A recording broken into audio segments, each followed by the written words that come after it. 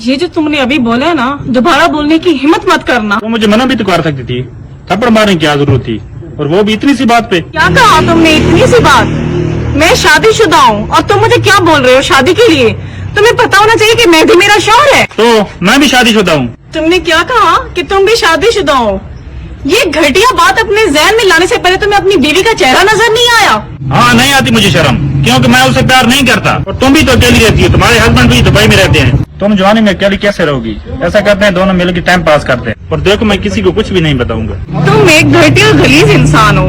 मेरा शौहर दुबई में बैठा मेरे लिए इतनी मेहनत कर रहा है और मैं उसे चीट करूं? सब लड़कियां ऐसी करती हैं। जो हमारे साथ सुंदर काम कर रही है, वो भी तो ऐसा ही कर रही है। देखो, एक बात बताओ ना, तुम्हें मेरी बातें प्रैक्टिकल लग रही हैं? बाहर में जाओ तुम और तुम्हारी बातें।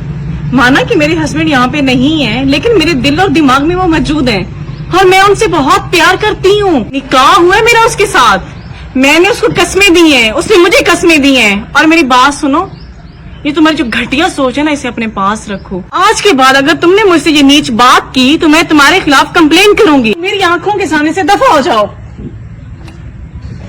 आपने सही किया है, ऐसे लोगों को मुंह नहीं लगाना चाहिए। ये बात आपने पहले मुझे क्यों नहीं बताई? यदि ये बात मैंने तुम्हें तब इसलिए नहीं बताई कि तुम बाहर थे और मैं तुम्हें परेशान नहीं करना चाहती थी।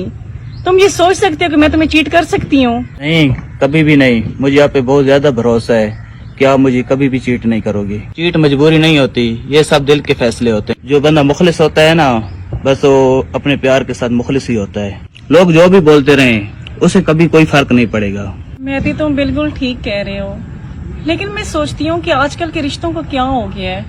देखो, पहले जमाने में लोग गाँव में रहते थे, उनके शौहर भी तो आउट ऑफ कंट्री जाते थे, वहाँ पे इतना इतना अरसा रहते थे, लेकिन बीवियां फिर भी मुखलिस होती थी। जबकि तब मोबाइल भी नहीं होते थे, क्या वो बीवियां उनका इंतजार नहीं करती थी? कितना कितना अरसा गुजर जाता, वो वापस नहीं आते थे, लेकिन रिश्ते हमेशा वैसे ही कायम रहते थे। मुझे समझ नहीं आती आज की लड़कियों को या लड़कों को क्या हो गया है, क्यों अपने शौहरों को चीट करती हैं।